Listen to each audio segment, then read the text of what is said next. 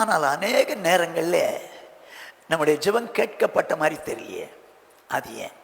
ரகசியமாகவோ துணிகரமாக பாவத்தை வச்சுக்கிட்டு ஆண்டவரே எனக்கு இதை செஞ்சிருங்கப்பா அதை செஞ்சிருங்கப்பான்னா அந்த பாவ முகத்துக்கு முன்னால் வந்து நின்றோம். அதிகாலையில் தேடுகிறவன் என்னை கண்டடைவார்கள்னு சொன்னார். ஆனால் இப்போ அதிகாலையில் என்னை தேடுவார்கள், என்னை காண மாட்டேன். ஏன்? கடிந்து கொள்வதற்கு தர மாட்டேன். அப்போ எப்படி கேட்கணும்? அவருக்கு சித்தம்தான் அப்படின்னா கேட்கலாம். அப்படின்னா சித்தமானதை கேட்டால் தருவார். நம்ம விருப்பத்தை எல்லாம் நிறைவேற்றணும்னு நினைச்சு கேட்டீங்கன்னா தர மாட்டேன்.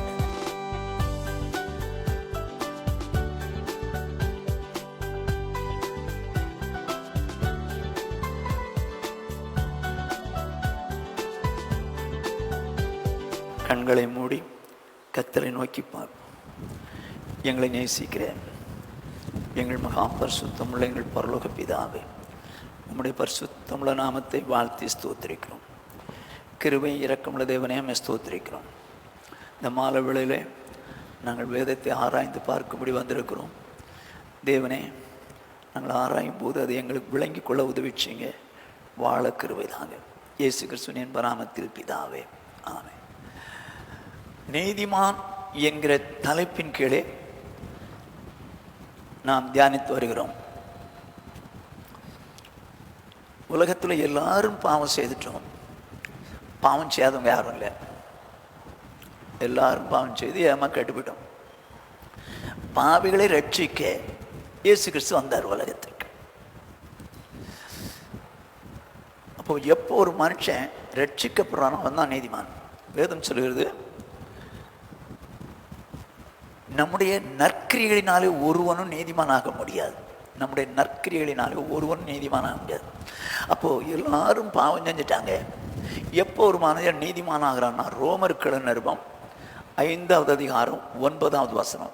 இப்படி நாம் அவருடைய இரத்தத்தினாலே நீதிமான்கள் ஆக்கப்பட்டிருக்க. வேதம் சொல்லுகிறது, இப்படி நாம் அவருடைய இரத்தத்தினாலே நீதிமான்கள் ஆக்கப்பட்டிருக்க. அப்போ இயேசு கிறிஸ்துவின் இரத்தம் சகல பாவங்களை நீக்கி நம்மை சுத்திகரிக்கும்.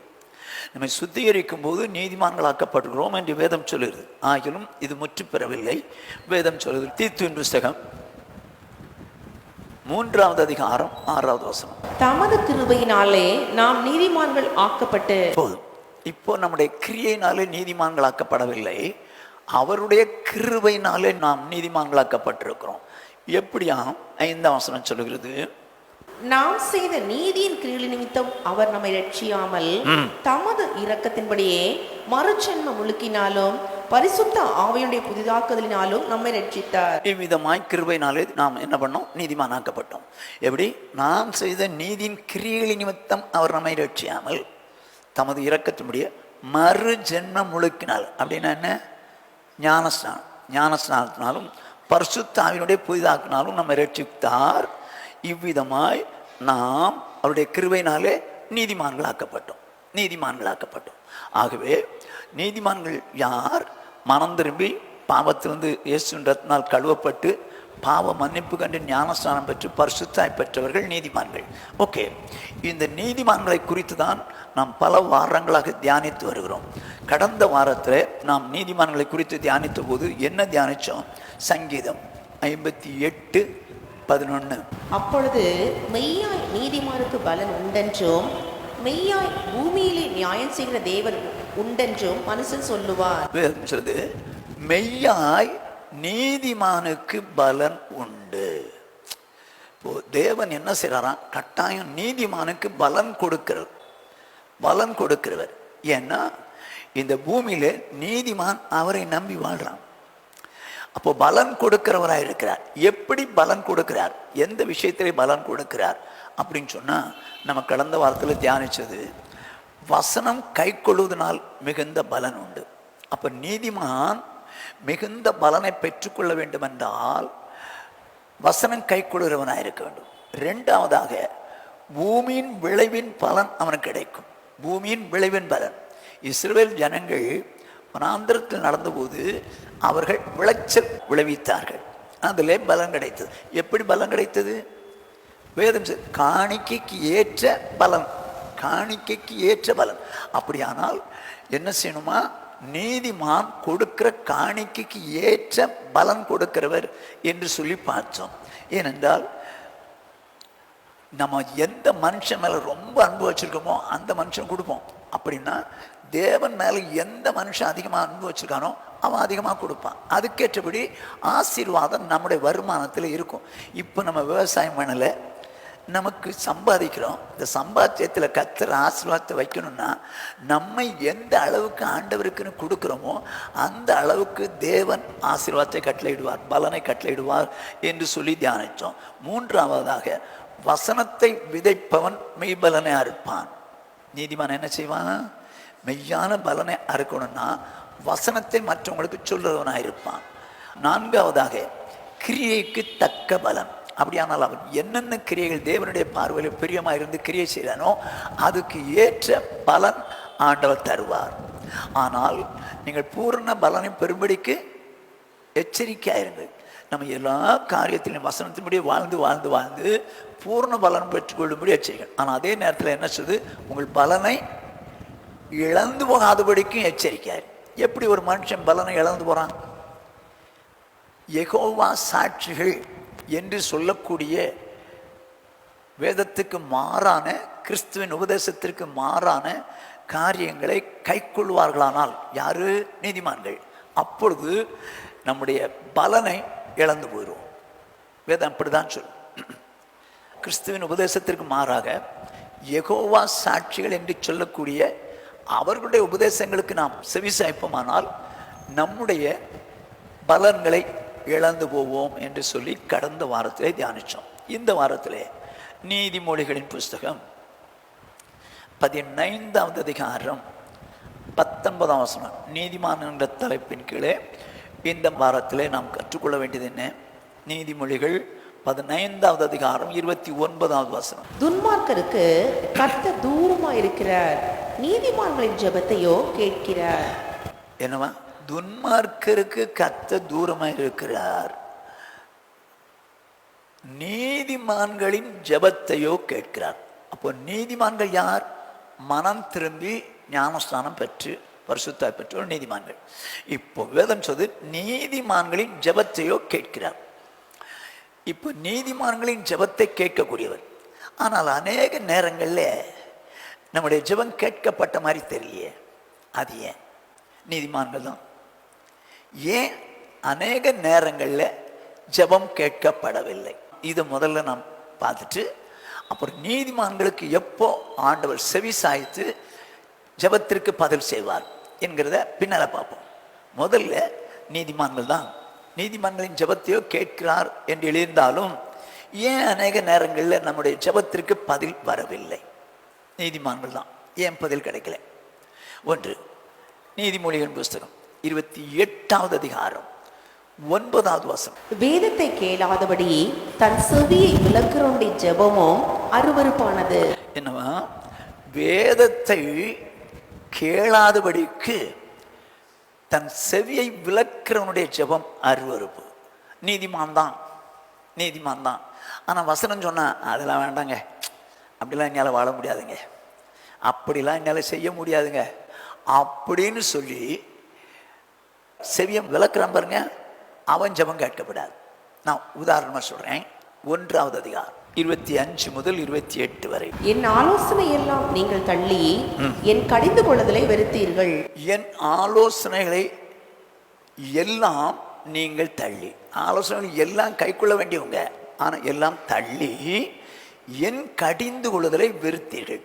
ஏன் கடிந்து கொள்கிறார் கர்த்தர்? வேதத்தின்படி வாழாததுனால கடிந்து கொள்கிறார். வித்தியாசம். பையன் படிக்கல, ஏன்டா படிக்கல, ஏன் படிக்க மாட்டேங்கிற அப்படின்னு கடிந்து கொள்றது. படிக்காதனால கடிந்து கொள்றார். அப்படியே அவருடைய ஆலோசனைகளை தள்ளும் போது கடிந்து கொள்கிறார். கடிந்து கொள்கிறதை வெறுக்கிறார்கள். இன்னைக்கு அநேகர் வசனத்தை ஸ்ட்ராங்கா சொல்லும் போது என்னடா இவர் தான் ஏன் இப்படி சொல்றாரு அப்படின்னு சொல்லி கடிந்து கொள்ளுதலை வெறுக்கிறாங்க. அடுத்து வாசிங்க 28 வரைக்கும். ஆகையால் நானும் உங்கள் ஆபத்து காலத்தில் நகைத்து நீங்கள் பயப்படும் காரியம் வரும்போது ஆகடியம் பண்ணுவேன். ஆகையால் எப்படி? எதனாலவா? கடிந்து கொள்ளுதெல்லாம் வெறுத்து நான் சொல்லி தரணும்னு விரும்பி கடிந்து கொள்றேன். அதெல்லாம் வெறுக்கிறீங்க. ஆகையால் நானும் உங்கள் ஆபத்து காலத்தில் நகைத்து. அப்படியானால் நீதிமானுக்கு ஆபத்து காலம் வருகிறது. அவன் கடிந்து கொள்ளுதலுக்கு திரும்ப மாட்டேங்கிறான். ஆபத்து காலத்தில் ஆண்டவர் நகைக்கிறார். அப்படின்னு நகைக்கிறார். நீங்கள் பயப்படும் காரியம் வரும்போது ஆகடியம் பண்ணுவேன். ஆகடியம்னா கிண்டல். நான் கிண்டல் அடிப்பேன். மாட்டிட்டீங்களா மாட்டிட்டீங்களா அப்படின்னு சொல்லி கிண்டல் அடிப்பேன். யாருங்க சொல்றது? ஆண்டவர் சொல்றாரு. என் கடிந்து கொள்ளுதலுக்கு திரும்ப மாட்டேங்கிறீங்களே, என் வசனத்தை எல்லாம் தள்ளி விடுறீங்களே சொல்லிட்டு அடுத்த வசனம் சொல்றாரு, நீங்கள் பயப்படும் காரியம் புசல் போல் வரும்போதும் ஆபத்து சூறாவளி போல் உங்களுக்கு நேரிடும் போதும் நெருக்கமும் இடுக்கணும் உங்கள் மேல் வரும்போதும் ஆகடியம் என்னெல்லாம் சொல்றாரு பாருங்க. நீங்கள் பயப்படுற காரியம் அது எப்படி வருது? புசல் போல் வரும்போது, ஆபத்து சூறாவளி போல் உங்களுக்கு நேரிடும் போது, நெருக்கம் இடுக்கன் உங்கள் மேல் வரும்போது ஆகடியம் பண்ணுவேன். ஆகடியம் என்னன்னாங்க? கிண்டல், மாக்கிங். இதெல்லாம் உங்களுக்கு வந்துச்சா? மாட்டிட்டீங்களா? ஏன் வந்துச்சு? கடிந்து கொள்ளுதலுக்கு திரும்ப மாட்டேன்றீங்க, அதனால பண்ணுவேன் சொல்லிட்டு என்ன சொல்றார் பாருங்க 28. அப்பொழுது அவர்கள் என்னை நோக்கி கூப்பிடுவார்கள். அப்பொழுது எப்படி இந்த பிரச்சனைகள் எல்லாம் வருது? அப்பொழுது அவர்கள் என்னை நோக்கி கூப்பிடுவார்கள், நான் மறு உத்தரவு கொடுக்க மாட்டேன். நான் மறு உத்தரவு கொடுக்க மாட்டேன். எங்க கூப்பிடுறவங்களுக்கு மறு உத்தரவு கொடுக்கிறவர் இப்ப கொடுக்க மாட்டேங்கிறாரு. கொடுக்க மாட்டேங்கிறாரு. ஏன்? என் கடிந்து கொள்ளுதலுக்கு திரும்ப மாட்டேன்றீங்கல்ல, நான் கடிந்து கொண்டு நான் திரும்ப மாட்டேங்கிறீங்களே. ஆகையினால இப்படிலாம் உங்களுக்கு பிரச்சனை வரும்போது நீங்க என்ன பண்றீங்க? என்னை நோக்கி கூப்பிடுறீங்க. என்னை நோக்கி கூப்பிடுறீங்க, இல்லைன்னு சொல்லல. ஆண்டவரே இப்படிலாம் பிரச்சனை இருக்குது, இப்படிலாம் வேதனை இருக்குது, விடுவீங்க ஆண்டவரேன்னு சொல்லி கூப்பிடுறீங்க. ஆனா நான் என்ன பண்ணுவேன்? மறு உத்தரவு கொடுக்க மாட்டேன். நீதிமானுடைய ஜெபம் கேட்கப்படும், ஆனா இப்ப கொடுக்க மாட்டேன்றாரு. அவர்கள் அதிகாலையிலே என்னை தேடுவார்கள், என்னை காண மாட்டார்கள். ஓ அதிகாலையில் தேடுகிறவன் என்னை கண்டடைவார்கள் சொன்னார். ஆனா இப்போ சூழ்நிலை வந்துருச்சு, பிரச்சனை பெருசா போச்சு, வேதனைகள் பெருசா போச்சு. பார்த்தாங்க, ஐயோ அதிகாலையில தேடனா கண்டுபிடிப்பாங்க அப்படின்னு சொல்லி அதிகாலையை தேட பார்க்குறாங்க. அதிகாலையில ஆண்டவரை தேட பார்க்குறாங்க. ஆனால் ஆண்டவர் சொல்றாரு, அதிகாலையில் தேடுவார்கள், என்னை தேடுவார்கள், என்னை காண மாட்டேன். ஏன்? கடிந்து கொள்வதற்கு திரும்ப மாட்டேன்ட்டாங்க. அவருடைய வசனத்துக்கு கீழ்ப்படிய மாட்டேன்ட்டாங்க. வேதத்தை கேளாதபடிக்கு தன் செவியை விலக்கனுடைய ஜெபம் அருவருப்பு. கடிந்து கொண்டு பார்த்தா கூட திரும்ப மாட்டேங்கிறாங்க. அருவருப்புன்றார். ஆகவே என்னை தேடுவாங்க, நான் மறு உத்தரவு கொடுக்க மாட்டேன். அதிகாலையிலே தேடி பார்ப்பாங்க, நான் அவங்க செவி சாய்க்க மாட்டேன், அவங்க என்னை காண மாட்டாங்கன்ற. ரைட், நான் ஒரு உதாரணத்தை உங்களுக்கு சொல்றேன், வாசிங்க. எல்லாருக்கும் தெரிஞ்ச சம்பவம். 1 சாமுவேலின் புஸ்தகம் 28வது அதிகாரம் 4ஆம் வசனம் முதல் 6ஆம் வசனம் முடிய. பெலிஸ்தர் கூடி வந்து சூனேமிலே பாளையம் இறங்கினார்கள். சவுலும் இஸ்ரவேலர் எல்லாரையும் கூட்டினான். அவர்கள் கில்போவாவிலே பாளையம் இறங்கினார்கள். இப்போ பெலிஸ்தியர் கூடி வந்து சூனேமிலே பாளையம் இறங்கினார்கள். சவுல் பார்த்தான் ராஜா, இஸ்ரவேலர் எல்லாரையும் கூட்டினான், அவர்கள் கில்போவாவிலே பாளையம் இறங்கினார்கள். யாரு? பெலிஸ்தியர் கூடி வந்திருக்காங்க, இவங்க பாளையம் இறங்கி இருக்கிறாங்க கில்போவாவிலே. நடப்பதை பாருங்க. சவுல் பெலிஸ்தரின் பாளையத்தை கண்டபோது பயந்தான், அவன் இருதயம் மிகவும் தத்தளித்துக் கொண்டிருந்தது. இப்ப பெலிஸ்தியரின் பாளையத்தை பார்த்த உடனே ரொம்ப பயந்துட்டான். அவன் இருதயம் தத்தளிக்குது, என்ன பண்ணன்னு தெரியல. அந்த அளவுக்கு பெலிஸ்தியரின் பாளையம் சுத்தி இருக்குது, என்ன பண்ணன்னு தெரியல, இருதயம் மிகவும் தத்தளிக்கிறது. சவுல் கர்த்தரிடத்தில் விசாரிக்கும் போது கர்த்தர் அவனுக்கு சொப்பனங்களின் ஆளாவது, ஊரீமினாலாவது, தீர்க்கதரிசிகளின் ஆளாவது மறு உத்தரவு அருளவில்லை. என்னங்க அது? நீதிமான் தானே சவுல், நீதிமான் தானே. ஆனால் சவுல் கர்த்தரிடத்தில் விசாரிக்கும் போது கர்த்தர் அவனுக்கு சொப்பனங்களினாலாவது, ஊரிமினாலாவது, தீர்க்கதரிசிகளால் மறு உத்தரவு அருளவில்லை. ஏங்க அன்னைக்கே சொன்னார், அமலேக்கியரை காலி பண்ணு, ராஜாவை கொன்னுரு, அங்க எல்லாவற்றையும் ஆண்கள் பெண்கள் குழந்தைகள் எல்லாரையும் சாப்பிடுச்சு. வசனத்துக்கு கீழ்ப்படியில, வசனத்துக்கு கீழ்ப்படியில. 2வதாக சவுல் கொண்டது 1000, தாவீது கொண்டது 10,000 சொல்லி பாட்டு பாடும்போது இவனுக்கு தாவீது மேலே எரிச்சல் வந்துருச்சு. வேதம் என்ன சொல்லுது? கர்த்தர் சவுலை விட்டு நீங்கிட்டாரு. கர்த்தர் சவுலை விட்டு நீங்கிட்டாரு. இப்போ கடைசி வரைக்கும் அப்படிதான் இருக்குது. அதனால தான் ஈட்டியை குத்திக்கிட்டு நாண்டுட்டு செத்தான். தற்கொலை தான் முடிவாக இருக்கும். அதனுடைய முடிவு காரணம் என்ன? சாத்தான் உள்ள புகுந்தாலே கொலை செஞ்சிருவான், தற்கொலை பண்ண வைப்பான். ஆண்டவர் உத்தரவு கொடுக்கலையே. ஏன்? தேவனுடைய வார்த்தை மீறினதுனால. தேவனுடைய வார்த்தைக்கு செவி சாய்க்கல. அன்னைக்கே சொல்லிட்டாரு, அவன் நான் ராஜா வாக்கனுக்கு மனஸ்தாபப்படுறேன், என் வார்த்தை அவன் நிறைவேற்றவில்லை. தேவன் கடைசியில் செவி சாய்க்காமல போயிட்டார். அப்போ நீதிமான்களுடைய ஜெபத்தை கேட்கிறவர் தான், ஆனாலும் வேதத்தை கேளாதபடி தன் செவியை மறைத்துக் கொள்கிறவன் ஜெபத்தை கேட்க மாட்டார். ஓகே. ரெண்டாவதாக ஏன் ஜெபம் கேட்கப்படுவதில்லை? ஏசாயா தீர்க்கதரிசன புஸ்தகம் 59வது அதிகாரம் 1வது 2வது வசனங்கள். இதோ ரட்சிக்க கூடாதபடிக்கு கர்த்தருடைய கை குறுகி போகவும் இல்லை, கேட்க கூடாதபடிக்கு அவருடைய செவி மந்தமாகவும் இல்லை. என்ன சொல்றாரு? ரட்சிக்க கூடாதபடிக்குன்னு அர்த்தம் என்ன? செயல்படுத்த முடியாம, விடுதலையாக்க முடியாம, அவருடைய கை நொண்டிக்கை கிடையாது. அவரால் எல்லாம் செய்ய முடியும். கேட்க கூடாதபடிக்கு அவருடைய செவி மந்தமாகவும் இல்லை. அப்படின்னா செவிட்டுக்கு அதுவும் இல்லை. செயல்பட முடியாம அவர் கையை குறுகி போகவும் இல்லை, கேட்கக்கூடாதபடி காது மந்தமாகவும் இல்லை. அப்படின்னா ஏன் கேட்க மாட்டேங்கிறாரு? 2வது வசனம், உங்கள் அக்கிரமங்களே உங்கள் தேவனுக்கும் நடுவாக பிரிவினை உண்டாக்குகிறது, உங்கள் பாவங்களே அவர் உங்களுக்கு செவி கொடாதபடிக்கு அவருடைய முகத்தை உங்களுக்கு மறைக்கிறது. ஓஹோ, எதனாலவா? உங்கள் அக்கிரமம். இது யார்கிட்ட சொல்றாரு? இஸ்ரவேல் ஜனங்கள்கிட்ட சொல்றாரு. தேவனால் மீட்கப்பட்ட ஜனங்கள்கிட்ட சொல்றாரு. அப்படியானா நீதிமான்கள்கிட்ட சொல்றாரு. உங்கள் அக்கிரமங்களே உங்களுக்கும் உங்கள் தேவனுக்கும் நடுவாக பிரிவினை உண்டாக்குறது, உங்கள் பாவங்களே அவர் உங்களுக்கு செவி கொடாதபடிக்கு அவருடைய முகத்தை உங்களுக்கு மறைக்கிறது. ஆனா அவரை செவி கொடுக்க முடியுமா?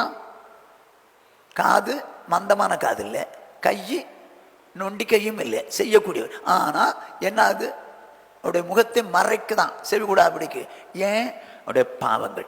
அப்படியானால் எந்த சௌரியோ நீதிமான்கள் தான். ஆனால் ரகசியமாவோ துணிகரமாவோ பாவத்தை வச்சுக்கிட்டு, ஆண்டவரே எனக்கு இதை செஞ்சிருங்கப்பா, அதை செஞ்சிருங்கப்பான்னா அந்த பாவம் முகத்துக்கு முன்னால் வந்து நின்றோம். ஆண்டவர் முகத்துக்கு முன்னால் பாவம் வந்து நிற்கிறோம். நடுவாக பிரிவினை உண்டாக்குறது. பெரிய செவரு, அந்த பக்கம் ஒரு வள்ளல் இருக்கிறாரு. ஐயா எனக்கு இறங்குங்க ஐயா, எனக்கு இவ்வளவு வேணும் ஐயா. அவர் தர முடியலையே. ஏன்னா என் சத்தம் அவர் கேட்க மாட்டேங்குது. அதே போல நீதிமான்கள் என்று சொல்லக்கூடியவர்கள் அக்கிரமம் செய்வதனாலோ பாவங்கள் செய்வதனாலோ அவர்களுடைய ஜெபங்கள் கேட்கப்படாது. அக்கிரமத்தை செஞ்சுக்கிட்டு என் பாவத்தை ஆண்டவரே எனக்கு இதை செஞ்சிருங்க அதை செஞ்சிருங்கன்னு சொன்னா அது நடக்காது. ஃபர்ஸ்ட் பாயிண்ட், வேதத்தை கேளாதபடிக்கு அவன் செவியை விலக்கிட்டு அவங்க ஜோமனி பார்க்குறாங்க, நடக்க மாட்டேங்க. 2வதாக அக்கிரமங்களை வச்சிருக்காங்க, ஆனால் வெளியே நல்லவங்க மாதிரி தான் இருக்கும். ஆண்டோடைய பிள்ளைகள் மாதிரி தான் இருக்கும். ஆனால் நமக்கும் ஆண்டவருக்கும் தான் தெரியும் நம்ம யாருன்னு. பாவம் வச்சிருக்குது நமக்கு ஆண்டவருக்கு தான் தெரியும். அதை வச்சுக்கிட்டு ஆண்டவரே எனக்கு செவி கொடுங்கன்னா, அவர் காது ஒன்றும் மந்தமான காது இல்லை, செவிட்டு காது இல்லை, கை ரட்சி கூட அப்படி குறுனதுக்கு இல்லை, ஆனால் செய்ய மாட்டேங்கிறார். ஏன்? நடுவில் அக்கிரமமும் பாவமும் நிற்கிறதுனால செவி கொடுக்க முடியல. செகண்ட் பாயிண்ட், ஏன் நீதிமானுடைய ஜெபம் கேட்கப்படவில்லை என்பதற்காக சொல்லிக்கிட்டே இருக்கிறேன். 3வதாக யாக்கோபுடைய நிருபம் 4வது அதிகாரம் 3வது வசனம். நீங்கள் விண்ணப்பம் பண்ணியும் உங்கள் இச்சைகளை நிறைவேற்றும்படி செலவழிக்க வேண்டும் என்று தகாத விதமாக விண்ணப்பம் பண்ணுகிறபடியினால் பெற்றுக்கொள்ளாமல் இருக்கிறீர்கள். ஓஹோ, ஏன் பெற்றுக்கொள்ளவில்லை? தேவனிடத்திலிருந்து பதில் தகாத விதமாய் நீங்கள் விண்ணப்பம் பண்ணுகிறபடினால். அது என்ன தகாத விதமா? எப்படி விண்ணப்பம் பண்றீங்க? எங்க இச்சை நிறைவேறணும், நான் அதை இச்சிக்கிறேன்ப்பா, நான் இதை ஆசைப்படுறேன், என் ஆசை இப்படி ஆண்டவரே, என் ஆசை இப்படி அப்படின்னு சொல்லி தங்கள் இச்சை நிறைவேறும்படியாய் ஜெபம் பண்றாங்க. நம்ம இச்சை நிறைவேறணும். நம்ம இச்சையின்படி நம்ம ஜெபம் பண்றோம்னா, நல்லா கவனிச்சிங்களேன், அது தகாத விதமானது. ஒருவேளை வேதத்தின்படி நீங்க கேட்குறீங்கன்னா அது ரைட்டு. ஆனால் நம்ம இச்சை வேதத்துக்கு மாறா இருந்தால் அது தகாத விதமான காரியம். கேட்க மாட்டாருங்க. நீங்க என்னதான் இருந்தாலும் உங்க ஆசைப்படி உங்க விருப்பப்படி என்ன கேட்டாலும் அது தகாத விதமான விண்ணப்பமான இருந்தால் பெற்றுக்கொள்ள மாட்டீங்க. நான் வாலிப நாட்கள்ல எனக்கு தெரிந்த ஒரு நண்பன், அவன் ஒரு இந்து பொண்ணை விரும்பினான். அவன் சொல்றான், நான் ஆண்டவர்கிட்ட ஜெபம் பண்ணேன். என்ன ஜெபம் பண்ணானா, ஆண்டவரே இந்த பொண்ணை எப்படியாவது கல்யாணம் பண்ணி வச்சிருங்க, நான் ஒரு 10 ரூபா தர்றேன் காணிக்க. அன்னைக்கு 10 ரூபா வந்து ஜாஸ்தி மதிப்பு தான். ஆனாலும் என்ன சொல்றான், நீங்க கல்யாணம் பண்ணி வச்சிருங்க. இது விண்ணப்பம் கத்தர் கேட்பாருங்களா? இவன் ஒரு கிறிஸ்தவ பையன், அந்த பொண்ணு இந்து பொண்ணு. ஆனா இவனுக்கு என்ன கல்யாணம் பண்ணி வச்சிருங்க. தகாத விதமான.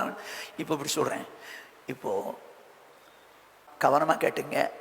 ரொம்ப கட்டாயப்படுத்தி, நான் இந்த பையனை விரும்புகிறேன், இந்த பொண்ணை விரும்புகிறேன் அப்படின்னு சொல்லி கட்டாயப்படுத்தி கல்யாணம் பண்ணணும்னு நினச்சி நீங்கள் நிறைவேற்றித்தான் ஆகணும் அப்படின்னு சொல்கிறாங்கன்னு வச்சுங்க. நிறைவேறுமா நிறைவேறாதா? கட்டாயப்படுத்தி நீங்கள் கேட்டிங்கன்னா சரிப்பா போ, எப்படி போ, நிறைவேற்றுவார். இப்போ அது தேவ சித்தமா? தேவ சித்தம் இல்லை, அது நடக்கும் தெரியும். மன்னா கொடுத்துக்கிட்டு இருக்கிறாருங்க, மன்னா கொடுக்குறாரு. ஆனா கட்டாயப்படுத்தி அவங்க கறி வேணும்னு கேட்டாங்க, கொடுத்தாரா? எதனால கொடுத்தாரு? அழுறாங்க, கறி வேணும்னு அழுறாங்க. சரி வச்சுக்கடா, வாயில இருக்கும் போதே, மென்னிட்டு இருக்கும் போதே சாவிச்சிட்டாரு. நான் எதுக்கு சொல்ல வரேன்னா, தகாத விதமாய் நாம் விண்ணப்பம் பண்ணினால் அதை பெற்றுக்கொள்ள முடியாதுன்றார். தேவையில்லாத காரியங்களுக்காக. ரைட். 3வது. 4வதாக மார்க்கு சுவிசேஷம் 11வது அதிகாரம் 25வது 26வது வசனம். நீங்கள் நின்று ஜெபம் பண்ணும்போது ஒருவர் பேரில் உங்களுக்கு யாதொரு குறை உண்டாயிருக்குமானால் பரலோகத்தில் இருக்கிற உங்கள் பிதா உங்கள் தப்பிதங்களை உங்களுக்கு மன்னிக்கும்படி அந்த குறையை அவனுக்கு மன்னியுங்கள். நீங்கள் நின்று ஜெபம் பண்ணும்போது, அப்படின்னா நீங்க முடங்கப்படிவிட்டியோ எப்படியோ ஜெபம் பண்ணும்போது ஒருவன் பேரில் உங்களுக்கு யாதொரு குறை உண்டாயிருக்குமானால் பரலோகத்தில் உங்கள் பிதா உங்கள் தப்பிதங்களை உங்களுக்கு மன்னிக்கும்படிக்கு அந்த குறைகளை அவனுக்கு மன்னிக்கும். அப்போ நான் அடுத்த மேல ஒரு குறையை வச்சுக்கிட்டு ஜெபம் பண்ணா கத்தர் கேட்பாரா? மன்னிக்க மாட்டேங்கிறேன். அவன் மேல எனக்கு குறை, அவன் பண்ற வேலை எனக்கு சரியில்லை, ஆனா அவனை மன்னிக்க மாட்டேன். ஆனா ஆண்டவரே ஸ்தோத்திரம், ஆண்டவரே எங்களுக்கு இதை செஞ்சு விடுங்கள், ஆண்டவரே எங்களை நடத்தி விடுங்கள். எப்படி கேட்பாரு? நான் மன்னிக்காம கேட்க மாட்டார். ஜெபம் பண்ணும்போது அடுத்தவன் என்ன குறைச்சிருக்கான்னு சொல்லி நம்ம மனசுல தெரிஞ்சுட்டேன், ஆண்டவரை மன்னிச்சிடறேன், வேணாம் அது அவன் பாடு ஆண்டவர் பாடு அப்படின்னு சொல்லிட்டு நம்ம மன்னிக்கிறவங்களா இருக்கணும். அடுத்த வசனம் சொல்லுது, நீங்கள் மன்னியாதிருப்பீர்கள் ஆனால் பரலோகத்தில் இருக்கிற உங்கள் பிதாவும் உங்கள் தப்பிதங்களை மன்னியாதிருப்பார். மன்னியாதிருப்பீர்கள் ஆனால் எப்படி? நீங்கள் நின்று ஜெபம் பண்ணும்போது தப்பிதங்கள் இருந்துச்சுன்னா மன்னிச்சுங்கப்பா. மன்னியாதிருப்பீர்கள் ஆனால் பரலோகத்தில் இருக்கிற உங்கள் பிதா உங்களுக்கு தப்பிதங்களை மன்னியாதிருப்பார். ஒரு மனுஷனுடைய பாவம் மன்னிக்கப்படாது இருக்கும் போது அவன் ஆண்டவரே ஆண்டவரே ஆண்டவரேன்னு கூப்பிட்டா கூட அவர் எப்படி ஜெபம் பண்ணுவார்? பாவங்கள் தடுக்கத்தானே செய்யும். ஆகையினால நாம் அடுத்தவங்கள்ட்ட குறை இருக்கும்போது மன்னிச்சுட்டு, ஆண்டவரே ரைட், அவங்க அப்படி நடந்துட்டாங்க, அப்படி பண்ணிட்டாங்க, அப்படி செஞ்சுட்டாங்க, எனக்கு ரொம்ப அப்படி பண்ணிட்டாங்க, மன்னிச்சிருங்க ஆண்டவரே, அது அவங்க பாடு, ஆண்டவர் பாடு, ஆண்டவரை விட்டுருங்க, நான் சரியாயிடுறேன் அப்படின்னு நான் சொல்லி ஜெபம் பண்ணணும். அதை விட்டுட்டு மன்னிக்க மாட்டேன், அதெல்லாம் மன்னிக்க முடியாது அப்படின்னு சொல்லி ஜெபம் பண்ணா கத்தர் கேட்க மாட்டார். இது 4. சரி, 5வது ஒன்று சொல்லிட்டு, இதெல்லாம் கேட்கப்படாத காரியம். சங்கீதம் 66:18. என் இருதயத்தில் அக்கிரம சிந்தை கொண்டிருந்தேன், ஆனால் ஆண்டவர் எனக்கு செவி கொடார். இப்போ என் வாயில நான் உங்க மத்தியில நல்லா பேசுறேங்க, உங்க மத்தியில நல்ல கிரிகளை செய்யற மாதிரி இருக்கிறேன். ஆனால் என் இருதயத்தில் அக்கிரம சிந்தை கொண்டிருந்தால் அது உங்களுக்கு தெரியுமா? தெரியாது. அடுத்தவங்களுக்கு தெரியுமா? தெரியாது. ஆண்டவருக்கு தெரியும். சொல்றாரு, என் இருதயத்தில் அக்கிரம சிந்தை கொண்டிருந்தால் என் ஜெபத்துக்கு செவி கொடுக்க மாட்டார். அப்போ நம்முடைய சிந்தை, நம்முடைய எண்ணங்கள், மைண்ட், அதுல அக்கிரமம் இருக்கக்கூடாது. அக்கிரம சிந்தை வச்சிருந்துட்டு ஆண்டவரை எனக்கு ஜெபம் பண்ணுங்க, ஓ நான் இதை செய்யுங்க அதை செய்யுங்கன்னா என்னால் முடியாது அப்படின்ட்டு. ஸோ அக்கிரம சிந்தை நம்ம மனசில் வரக்கூடாது. இம்மீடியட்டாக அதை அடித்து காலி பண்ணிட்டு அதுக்கப்புறம் ஜெபம் பண்ணணும். ஓகே, இப்போ 5 விதத்தில் நீதிமானுக்கு செவி கொடுக்க மாட்டேங்கிறார். இதனாலலாம் 1, வேதத்தை கேளாதபடி தன்னுடைய செவியை விளக்குறதுனால ஜெபம் கேட்கப்பட மாட்டேங்குது. 2வது, அக்கிரமம் பாவத்தை வச்சுக்கிட்டு ஜெபம் பண்றதுனால. 3வது, அடுத்தவன் குறைய மன்னிக்காம இருந்துட்டு ஜெபம் பண்ணும்போது. 4வது, இச்சை நிறைவேற்றும்படிக்கு ஜெபம் பண்ணும்போது. 5வது, அடுத்தவன் குறைய மன்னிக்காம இருந்தது. 6வது, அக்கிரம சிந்தை. சிந்தை சிந்தை மீன்ஸ் எண்ணம். இது யாருக்கும் தெரியாது. அது இருந்தால் தேவன் பதிலளிக்க மாட்டார். ஓகே, இது ஏன் பதிலளிக்க முடியவில்லை என்பதற்கு இவைகள் சொன்னேன். எப்போ தேவன் ஜெபத்தை கேட்கிறார், நீதிமானுடைய ஜெபத்தை கேட்கிறார்? வாசிப்போம். 66ஆம் சங்கீதம் 19ஆம் வசனம். மெய்யாய் தேவன் எனக்கு செவி கொடுத்தார், என் ஜெபத்தின் சத்தத்தை கேட்டார். மெய்யாய் தேவன் எனக்கு செவி கொடுத்தார், என் ஜெபத்தின் சத்தத்தை கேட்டார். இப்போ நீதிமானாகிய தாவீது சொல்றான், மெய்யாகவே என் சத்தத்தை கேட்டார், எனக்கு செவி கொடுத்தார். சொன்னவன் என்ன சொல்றான் பாருங்க, 18ஆம் வசனம்.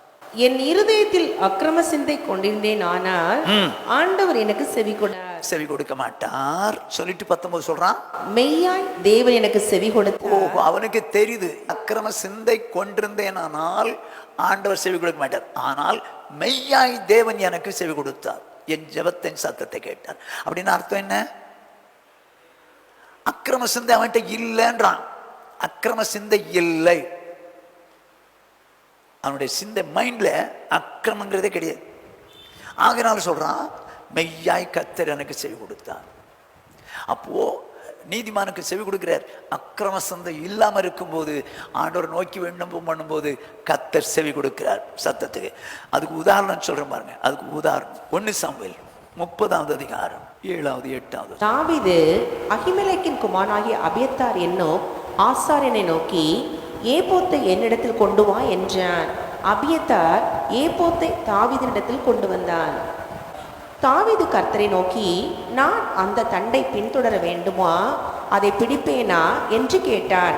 அதற்கு அவர், அதை பின்தொடர், அதை நீ பிடித்து சகலத்தையும் திருப்பிக் கொள்வா என்றார். சார், இப்போ அவன் சொல்றான், என் இருதயத்தில் அக்கிரம சிந்தை கொண்டிருந்தனால ஆண்டவர் எனக்கு செவி கொடுக்க மாட்டார் சொல்லிட்டு மெய்யாயின் ஜெபத்தை கேட்பார். அப்போ என் இருதயத்தில் என்ன இல்லை? அக்கிரம சிந்தை இல்லை. அக்கிரம சிந்தை இல்லாம ஃப்ரீ மைண்டோட கேட்குறான். இப்போ ஆண்டவர் நோக்கி கேட்குறான், நான் அந்த தண்டை, அப்படியானால் ஆகாஷ் ராஜாவோடு கூட பெலிஸ்தியரோடு கூட இஸ்ரேல் ஜனத்துக்கு விரோதமாக யுத்தம் பண்ணுவதற்காக போகிறான். ஆனால் அங்கே உள்ளவங்க சொல்லிட்டாங்க, தாவீது வரவானா அனுப்பிச்சிருங்கன்னு சொன்னால் இங்கே ஊருக்கு திரும்பி வர்றாங்க. எந்த ஊர்? சிக்லாக். சிக்லாக் என்கிற ஊருக்கு வர்றாங்க. அந்த ஊரை சுட்டரிச்சிட்டாங்க. சுட்டரிக்கப்பட்ட நிலைமை. அதே நேரத்தில் அங்கே இருந்த ஆண்கள் பெண்கள் ஒருத்தரும் இல்லை, எல்லாரையும் பிடிச்சி போயிட்டாங்க. இப்போ இந்த நேரத்தில் ரொம்ப மனவேதனை, ரொம்ப மனவேதனை. உடனே என்ன பண்ணுறான், கர்த்தரை நோக்கி அந்த பின்தொடர வேண்டுமா, அதை பிடிப்பேனா. ஏங்க பிரச்சனை நேரங்க, பிரச்சனை நேரம். என்ன சொல்கிறான் அவன்? ஜெபம் பண்ணுறான், நான் செய்யலாமா? நம்ம புத்தி என்ன சொல்லி தெரியுமா? அவசரமாக அவனைப்பார் இவனைப்பார், இப்படி செய் அப்படி செய், முடிச்சுவோம், அப்படி தான் வரும். ஆனால் இக்கட்டான அந்த சூழ்நிலையில் ஆண்டவர் நோக்கி விண்ணப்பம் பண்ணுறான், செய்யலாமா, நான் போகலாமா, எல்லாவற்றையும் இழந்து நிற்கிறான். மெய்யாவே தேவனின் சத்தத்திற்கு செவி கொடுத்தார். அப்போ தேவனை நோக்கி அவன் கூப்பிடும் போது செவி கொடுக்கிறவராயிருந்தார். காரணம் என்ன? என் சிந்தையிலே அக்கிரம சிந்தை இல்லை, ஃப்ரீ மைண்ட். ஸோ அதனால தான் ஆண்டவரே சொன்னார், அவன் என் இருதயத்துக்கு ஏற்றவன் சொல்லி. ஓகே, முதலாவதாக அக்கிரம சிந்தை இல்லாதனாலே தேவன் நீதிமானுடைய ஜெபத்துக்கு செவி சாய்ப்பார். இரண்டாவதாக 1 யோவான் 5வது அதிகாரம் 14வது வசனம். நாம் எதையாகிலும் அவருடைய சித்தத்தின்படி கேட்டால் அவர் நமக்கு செவி கொடுக்கிறார் என்பதே அவரை பற்றி நாம் கொண்டிருக்கிற தைரியம். என்ன சொல்றாரு? நாம் எதையாகிலும் அவருடைய சித்தத்தின்படி கேட்டால் அவர் நமக்கு செவி கொடுக்கிறார் என்பதே அவரை பற்றி நாம் கொண்டிருக்கிறது. அப்ப எப்படி கேட்கணும்? அவருக்கு சித்தம்தான் அப்படின்னா கேட்கலாம். இது தேவனுக்கு சித்தம்தான் அப்படின்னா சித்தமானதை கேட்டா தருவார். நம்ம விருப்பத்தை எல்லாம் நிறைவேற்றணும்னு நினைச்சு கேட்டீங்கன்னா தர மாட்டார். நம்ம இச்சைகள் நிறைவேறணும்னு சொல்லி தகாத விதமாய் விண்ணப்பம் பண்ணினாலும் கேட்க மாட்டார். தேவ சித்தப்படி கேட்கணும். இது தேவ சித்தம் தானா அப்படின்னு சொல்லி அறிந்து கேட்கணும். இந்த குஷ்டரோகி ஒருத்தன் இயேசு அங்கிருந்து வந்துட்டு இருக்கிறார். குஷ்டரோகி வரான். அவன் கேட்குறான், ரவி, உமக்கு சித்தமானால் என்னை சுத்தமாக்க உம்மால் கூடும். சித்தமானால், அவன் கேட்கறது பாருங்க, சித்தமானால் சுத்தமாக்க உம்மால் முடியும். அப்போ உங்களுக்கு சித்தம் இருந்தா என்னை சுகமாக்குங்க அப்படின்னு கேட்குறான். ஆண்டவர் உடனே சொல்றாரு, எனக்கு சித்தம் உண்டு, நீ சுத்தம் ஆகுன்றார். அப்ப அந்த சித்தம் உண்டுன்றார். அப்ப அந்த சித்தத்தை அறிந்தவன் அவன் என்ன பண்றான்? உமக்கு சுகமாக்குங்க. ஆனால் நீங்களோ நானோ சுகமா இருக்கிறது அவர் சித்தம் தானே, என்ன வசனம் சொல்லும்? நான் பாவத்துக்கு செத்து நீதிக்கு பிழைத்திருக்கும்படி அவர் தாமே தமது சரத்தில் நமது பாவங்களை சிலுவையின் மேல் சுமந்தார் அவருடைய தழும்புகளால். அப்ப ஏன் தழும்பு ஏற்றார்? நம்ம சுகமாய் இருக்கிறது. அப்ப சுகமாய் இருக்கிற சித்தம் தானா? சித்தம்னா தேவ சித்தப்படி, ஆண்டவரே நான் இப்படி சுகமா இருக்கணும், எனக்கு உங்களுடைய சித்தப்படி நீங்க செய்யுங்கப்பா அப்படின்னு கேட்கணும். ஆனால் அப்படி கேட்க முன்னால அக்கிரம சிந்தை இருக்கா, இல்லை பாவத்தை வச்சிருக்கிறோமா, இல்லை வசந்த கீழ்ப்படியாமல் போயிட்டோமா, இதெல்லாம் கொஞ்சம் கவனிச்சுக்கணும். சித்தப்படி கேட்டால் தான் தருவேன்னு சொன்னார்ல, அப்புறம் ஏன் தரல அப்படின்னு நம்ம கேட்க முடியாது. சித்தப்படி கேட்கணும். ஒருவேளை சித்தப்படி கேட்கும்போது கிடைக்கலன்னு வச்சுங்க, அதுவும் தேவ சித்தம் தான் சொல்லணும். ஏன்னா இயேசு கெத்சேமனே தோட்டத்திலே ஜெபம் பண்றார். மத்தேயு எழுதின சுவிசேஷம் 26வது அதிகாரம் 42வது வசனம். அவர் மறுபடியும் 2ஆம் தரம் போய், என் பிதாவே, இந்த பாத்திரத்தில் நான் பானம் பண்ணினால் ஒழிய இது என்னை விட்டு நீங்க கூடாதாகில் உம்முடைய சித்தத்தின்படி ஆக கடவது என்று ஜெபம் பண்ணினார். என்ன சொல்றாரு? அவருடைய சரீரத்துல பலவீனம், வேர்வை ரத்தத்தின் பெருந்துளியாக கீழே விழுது. முதல் தடவை அப்படிதான் ஜெபம் பண்றாரு. ரெண்டாவது, இந்த பாத்திரத்தில் நான் பானம் பண்ணினால் ஒழிய இது என்னை விட்டு நீங்க கூடாதாகில் உம்முடைய சித்தம். அப்போ இவருக்கு நீங்கணும்னு ஆசை இருக்கா? இந்த பாத்திரத்திலிருந்து விடுதலை ஆகணும்னு ஆசை இருக்கா? இருக்கு. இருந்தாலும் இது என்னை விட்டு நீங்க கூடாதாகில் உம்முடைய சித்தப்படி எனக்கு ஆகட்டும், என் இஷ்டத்துக்கு விட்டுறாதீங்கன்றார். ஆண்டவரே இந்த மாதிரி இருக்குது அப்படின்னு சொல்லி ஜெபம் பண்ணாலும் உங்க சித்தப்படி நடக்கட்டும்ன்றார். திரும்ப போய் ஜெபம் பண்றாரு. 44ஆம் வசனத்தை வாசிங்க. 44. அவர் மறுபடியும் அவர்களை விட்டு போய் 3ஆம் தரமும் அந்த வார்த்தைகளையே சொல்லி ஜெபம் பண்ணினார். என்னதான் ஜெபம் பண்றாரு? ஆண்டவரே, இந்த பாத்திரம் என்னை விட்டு நீங்க கூடுமானால் நீங்கும்படி செய்யுங்க, ஆனாலும் ஏன் சித்தப்படி விட்டுறாதீங்க. அப்போ தேவ சித்தப்படி தான் கேட்கிறாரு. ஆனா இவருக்குள்ள ஆசை என்ன இருக்குது? விடுதலை ஆகணும்னு ஆசை இருந்தாலும் உங்க சித்தம் எனக்கு நிறைவேறணும்னு கேட்கிறாரு. ஆண்டவர்கிட்ட நீங்க என்னதான் ஒருவேளை ஒரு காரியத்தை கேட்குறீங்க, கேட்கும்போது ஆண்டவரே இது என்னுடைய விருப்பம், உங்க சித்தமானால் சித்தப்படி இருக்கிற கட்டாயம் கேட்கலாம். ஏன்னா தேவ சித்தப்படி எதை கேட்டாலும் செய்வேன்னு தான் சொல்றாரு. அப்போ நமக்குள்ள ஒரு ஆசை, இது மாதிரி நடந்தா நல்லா இருக்கும். இப்போ ஜெபம் பண்ணும்போது எப்படி ஜெபம் பண்ணுவீங்க? ஆண்டவரே, எனக்கு இந்த காரியம் நிறைவேற்றப்படணும்னு சொல்லி நான் விரும்புகிறேன். ஆகிலும் என்னுடைய சித்தப்படி விட்டுறாதீங்க, உங்க சித்தம் ஆகட்டும்னு சொல்லி அப்படிதான் ஜெபம். ஒருவேளை நமக்கு நடக்கலைன்னு வச்சுங்க, தெய்வ சித்தம் நடக்கக்கூடாதுன்னு இருக்கு. ஏன்னா வசனம் சொல்லும், அன்றியும் அவருடைய தீர்மானத்தின்படி அழைக்கப்பட்டுள்ளாய் தேவனிடத்தில் அன்புகளுக்கு எல்லாமே நன்மைக்கு தான், எல்லாமே நன்மைக்கு தான் நடத்துறாரு. அப்போ நமக்கு நடக்கிறது எல்லாமே நன்மைக்கா இருக்கிறதுனால, ஆண்டவரே உங்க சித்தப்படி நடக்கட்டும்பா அப்படின்னு ஜெபம் பண்ணிட்டோம்னா சித்தம் நடந்துட்டு போகுது. நம்ம காரியம் நமக்கு ஒன்று நடக்கணும், அது நடக்கல, சித்தம் இல்லைன்னு சொல்லிட்டு போயிட வேண்டியதுதான். யாருக்கெல்லாமோ செய்றீங்க, எனக்கு தான் செய்ய மாட்டேங்க நீங்க அப்படின்னு சொல்லி அவர்கிட்ட அழுதுட்டு இருக்க முடியாது. தேவனே, என் விருப்பம் இதெல்லாம் நடந்தால் நல்லா இருக்கும்னு விரும்புகிறேன், ஆகிலும் உங்க சித்தம் நடக்கட்டும்பான்னு சொல்லி ஜெபம் பண்ணும்போது தேவன் சித்தப்படி கேட்குறவங்களுக்கு பதில் செய்கிறார், பதில் கொடுக்குறார். ஒன்று, அக்கிரம சிந்தை இல்லாமல் இருக்கும்போது பதில் கொடுக்கிறார்.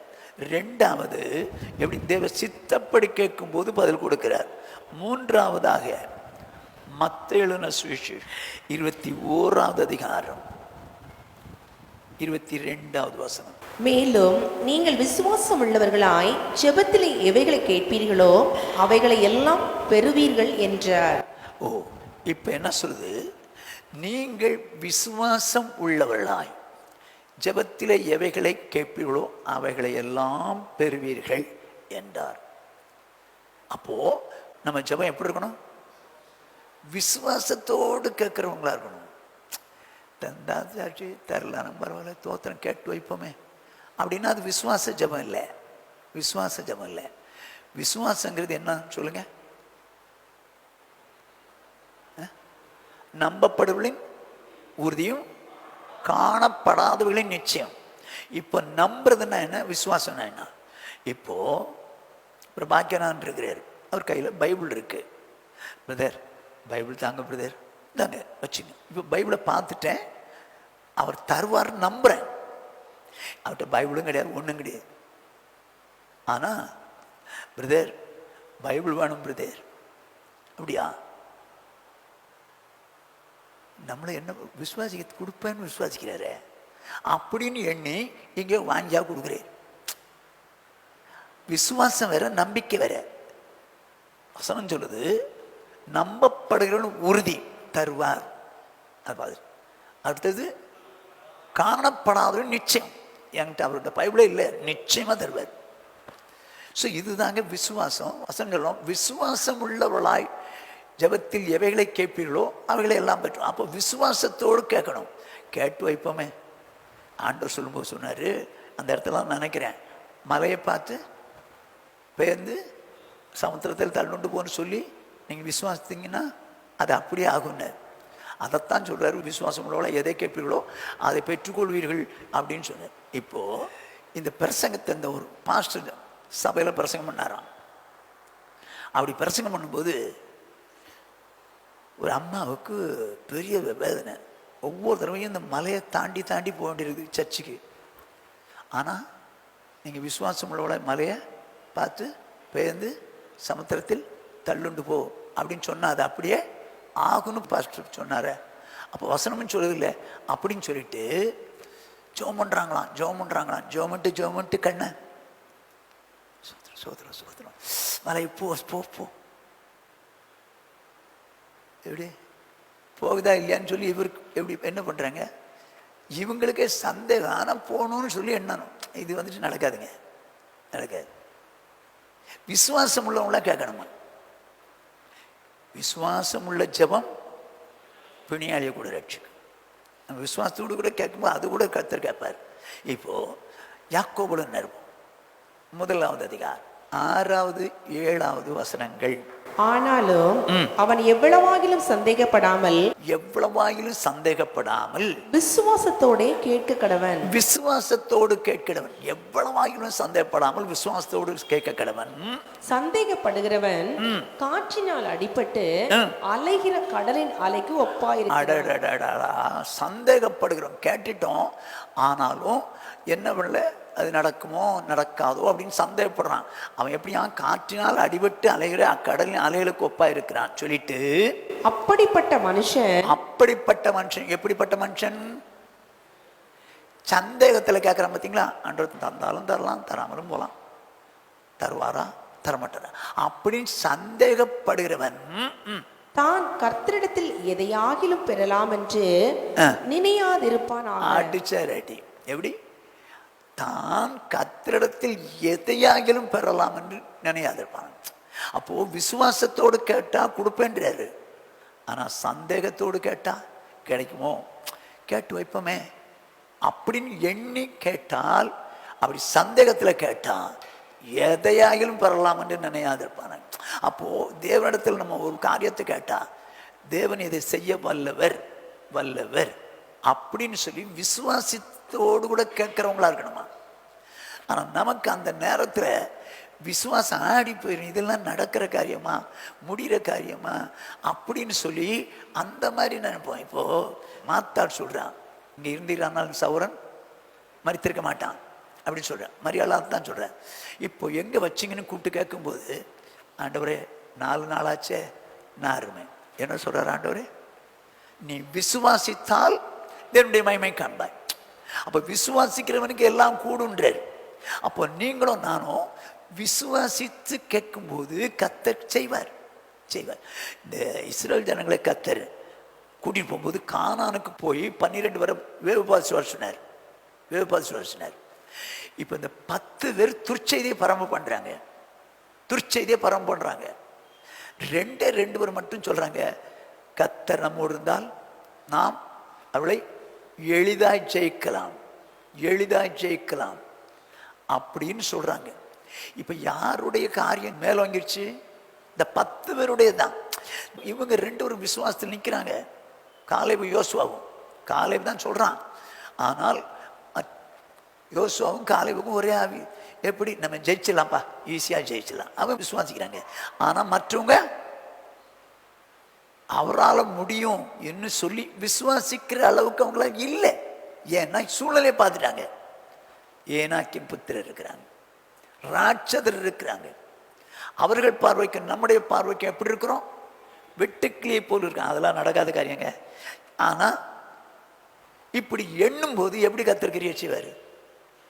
ஆண்டவர் ரொம்ப வருத்தப்பட்டாரு. மோசே இவங்களை விட்டு அந்த காலேபு யோசுவா எழுப்பி சொன்ன போனா ஜனங்கள் எல்லாம் போய் கல்லெடுத்து தெரிய போறாங்க. உடனே கர்த்தருடைய மகிமை அங்கே இறங்குது. விட்டுருப்பா, என்ன இவங்களை அழிச்சிடறேன், உன்னை பெரிய ஆளாக்குறேன், தயவு செய்து என்னை விட்டுரு. இத்தனை 10 முறை என்ன இந்த மாதிரி பண்ணிட்டானுங்க, ஆகையினால நான் அழிச்சிடறேன்னு சொன்னேன். மோசே ஒத்துக்க மாட்டேன்ட்டான். தயவு செய்து நீங்கள் இப்படி கூட்டிட்டு வந்துட்டீங்க, எங்கள் வனாந்திரத்தில் அழிச்சு விட்டீங்கன்னு சொன்னான். இவனுங்களும் அதெல்லாம் போடுவானுங்க. அங்கேருந்து கூப்பிட்டு வந்தீங்க பார்த்தீங்களா எழுத்துல, அவனும் என்ன சொல்லுவான்? கூட்டிகிட்டு போய் அழிச்சு விட்டா இருப்பாங்க. ஆண்டவருக்கே ஆலோசனை சொல்கிறான். இப்படி சொல்லும்போது கர்த்தர் கேட்டு மனஸ்தாபப்பட்டு அழிக்கிறேன். நான் எதுக்கு சொல்ல வரேன்னா, இவங்க 2 பேரும் விசுவாசத்தோடு கூட இருக்கிறாங்க, மற்றவங்க சூழ்நிலையை பார்க்குறாங்க. ஆனால் விசுவாசிக்கிற அவங்களால தான் கர்த்தர் கிரியை செஞ்சார். விசுவாசிக்கிறவருடைய ஜெபத்தை கர்த்தர் கேட்பாரா? கேட்பார். ஆனால் விசுவாசத்தோடு கேட்கணும். சும்மா கேட்டு வைப்போமே, நடந்தால் நடக்கட்டும், நடக்கலாம் போட்டோம் அப்படிங்கிறது எப்படி கேட்கணும் தெரியுமா? உங்களுக்கு சித்தமானால் செய்யுங்க, இல்லைன்னா விட்டுருங்க, அது வேற. ஆனால் இது கட்டாயம் தேவை. சுகம் உண்டாகிற சித்தம் தானே, கடன்லேருந்து விடுதலை ஆகிற சித்தம் தானே. கடன் போன ஆண்டவர் உங்கள் சித்தப்படி கேட்குறேன், நான் கடன் வாங்கக்கூடாது, அன்பினால் 2 பேர் 2 கடன் படக்கூடாது, ஆகையினால உங்களுடைய சித்தப்படி கேட்குறேன், எனக்கு செய்யுங்கப்பா அப்படின்னு விசுவாசத்தோடு கேட்கும்போது கர்த்தர் நிச்சயம் கிரியை செய்வார். ஸோ நீதிமானுடைய ஜெபத்தை விசுவாசத்தோடு கேட்கும்போது ஓகே. முதலாவது எப்படி? அக்கிரம சிந்தை இல்லாமல் கேட்கணும். 2வது தேவ சித்தப்படி கேட்கணும். 3வது விசுவாசத்தோடு கேட்கணும், சந்தேகப்படாமல் கேட்கணும். 4வது லூக்கா எழுதின சுவிசேஷம் 18வது அதிகாரம் 1 முதல் 8 வசனங்கள். சோர்ந்து போகாமல் எப்பொழுதும் ஜெபம் பண்ண வேண்டும் என்பதை குறித்து அவர்களுக்கு அவர் ஒரு ஊமையை சொன்னார். இப்போ சோர்ந்து போகாமல் ஜெபம் பண்ணணும் அப்படின்னு தான் தேவ ஜனங்களுக்கு சொல்றார், தம்முடைய சிஷ்யர்களுக்கு சொல்றார். சோர்ந்து போகாமல் ஜெபம் பண்ண வேண்டும் என்பதை குறித்து அவர்களுக்கு ஒரு ஊமையை சொன்னார். இது தெரியும் எல்லாருக்கும், ஆனா கூட வாசிறீங்க. ஒரு பட்டணத்திலே ஒரு நியாயாதிபதி இருந்தான். அவன் தேவனுக்கு பயப்படாதவனோ மனுஷரை மதியாதவனுமா இருந்தான். சரி, சொல்றதை கவனிச்சிங்க. ஒரு பட்டணத்துல ஒரு நியாயாதிபதி இருந்தான்.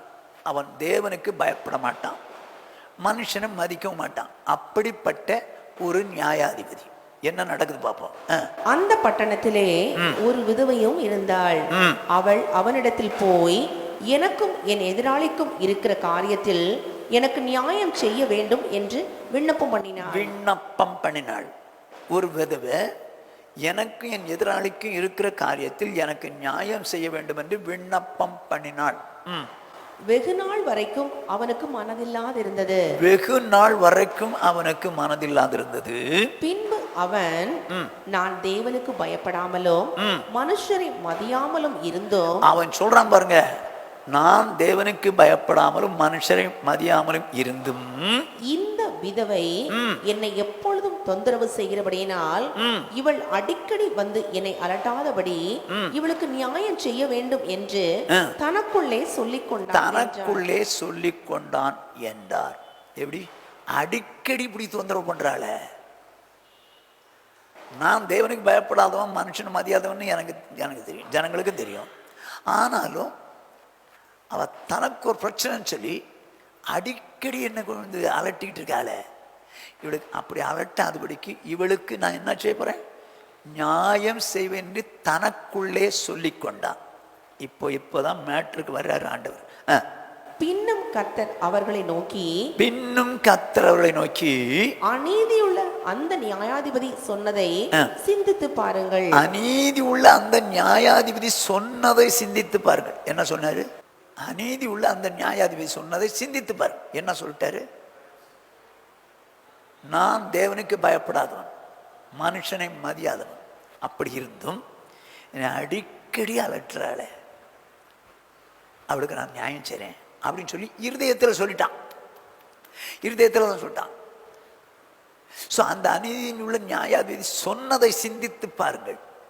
ஒரு அநீதி உள்ள நியாயாதிபதி இப்படி அலட்டிக்கிட்டே இருக்கும்போது சொல்றானே, சொல்லிட்டு அந்தபடியே தேவன் தம்மை நோக்கி இரவும் பகலும் கூப்பிடுவர்களாகிய தம்மால் தெரிந்து கொள்ளப்பட்டவர்களின் விஷயத்தில், தம்மால் தெரிந்து கொள்ளப்பட்டவர்கள் அவருடைய விஷயத்தில் நீடிய பொறுமை உள்ளவராயிருந்து அவர்களுக்கு நியாயம் செய்யாமல் இருப்பாரோ சீக்கிரத்திலே அவளுக்கு நியாயம் செய்வார் என்று உங்களுக்கு சொல்லுகிறேன். அப்போ சீக்கிரத்திலே நியாயம் செய்வார் என்று உங்களுக்கு சொல்லுகிறேன். அப்போ அந்த விண்ணப்பம் பண்ணும்போது என்ன நடக்குது? ஐயா, ஒரு நேரம் ஜெபம் பண்ணி பார்த்தேன், நடக்கல. இந்த நேரம் ஜெபம் பண்ணி பார்த்தேன், நடக்கல. அப்படி விட்டுறக்கூடாது. அது தேவ சித்தம் தான் அப்படின்னா என்ன பண்ணலாம்? தொடர்ந்து ஜெபம் பண்ணிக்கிட்டே இருக்குங்க. என் ஆண்டவர் சொல்றாரு, அந்த அநீதி உள்ள நியாயாதிபதி தன் இருதயத்தில் சொல்லிக் கொண்டதை கண்டீர்களா? அவனே அப்படி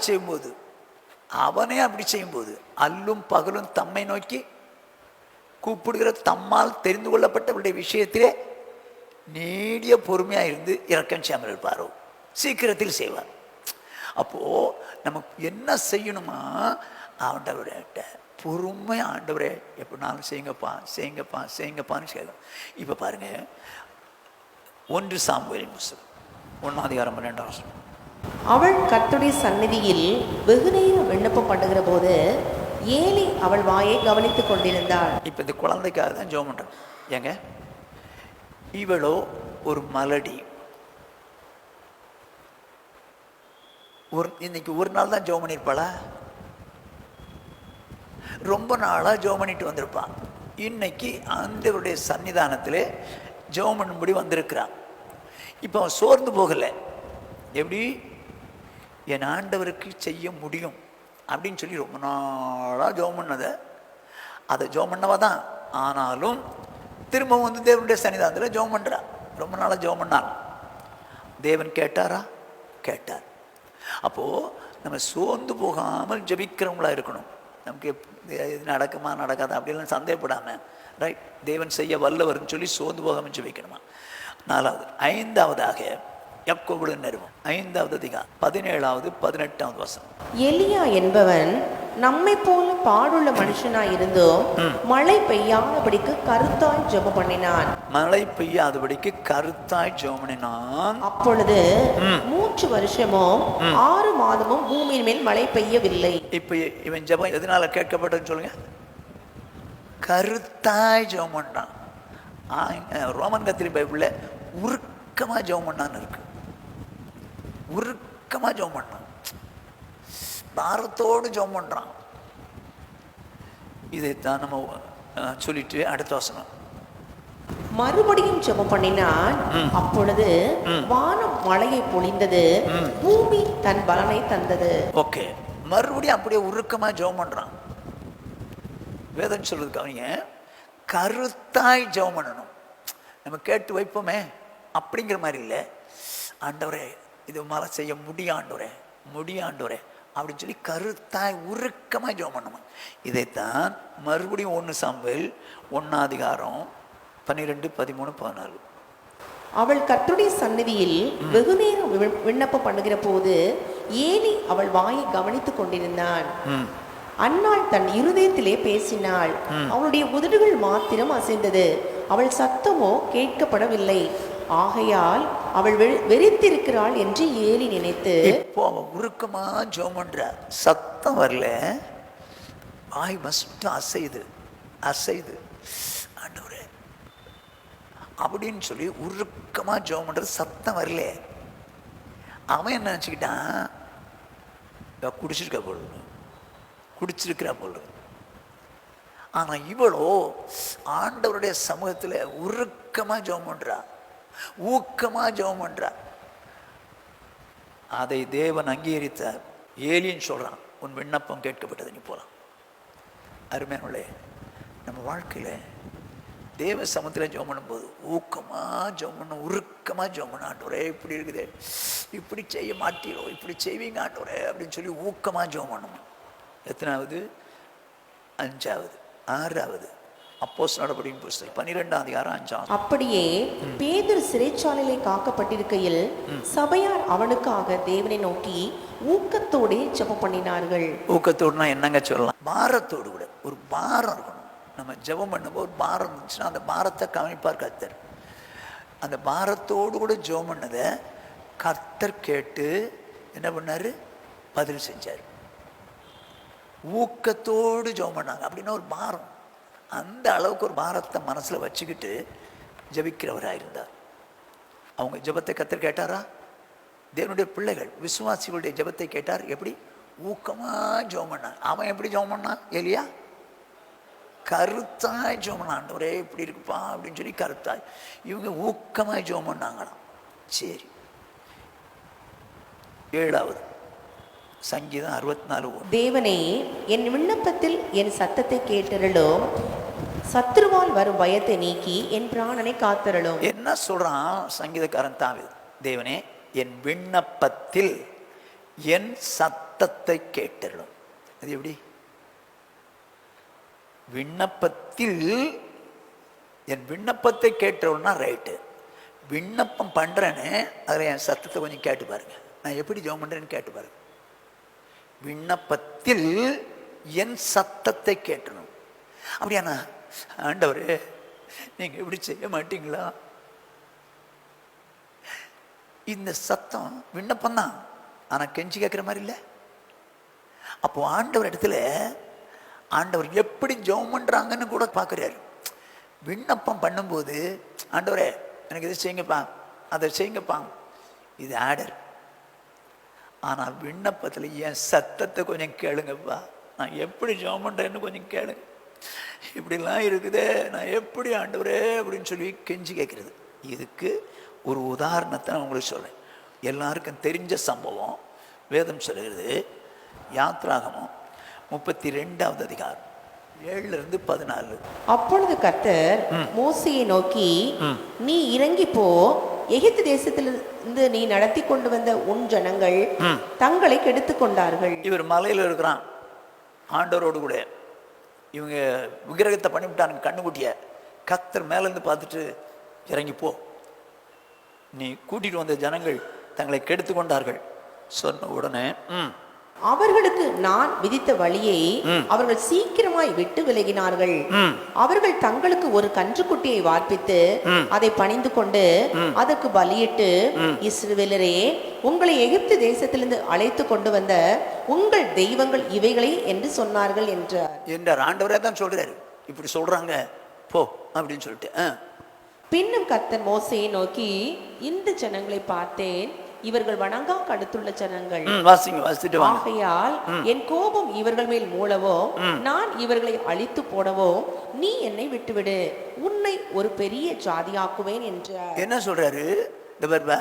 இவங்க வாழ்க்கையில் என்ன வேதனைப்படுத்துறாங்க. என் கோபம் இவர்கள் மேல் மூளவும் நான் இவர்களை அழித்து போடவும் நீ என்னை விட்டு உன்னை ஒரு பெரிய ஜாதி ஆக்குவேன் அப்படின்னு ஆண்டவர் மோசேகிட்ட சொல்றாரு. அவனை பாருங்க. இப்போ மோசே தன் தேவனாகிய கர்த்தரை நோக்கி, கர்த்தாவே, தேவரின் மகாபலத்தினாலும் வல்லமையுள்ள கையினாலும் எகிப்து தேசத்திலிருந்து புறப்பட பண்ணின உம்முடைய ஜனங்களுக்கு விரோதமாக உம்முடைய கோபம் பற்றி எரிவது என்ன? இப்படி ஆண்டவரே, இப்படி மகாபலத்தினாலும் வல்லமையினாலும் கொண்டு வந்தீங்களே எகிப்து தேசத்திலிருந்து, இப்போ நீங்க உங்க கோபம் இப்படி விரோதமா பற்றி எரிகிறது என்ன அப்படின்னு சொல்லிட்டு மலைகளில் அவர்களை கொன்று போடவும் பூமியின் மேல் இராதபடிக்கு அவர்களை நிர்மூலமாக்கவும் அவர்களுக்கு தீங்கு செய்யும் பொருட்டே அவர்களை புறப்பட பண்ணினார் என்று எகிப்தியர் சொல்லுவானே. ஐயோ, உங்களை இந்த மாதிரி எல்லாம் தீங்கு செய்யறதுக்கு கொண்டு போயிட்டாருன்னு சொல்லி சொல்லுவாங்களே, எகிப்தியர் சொல்லுவாங்களே.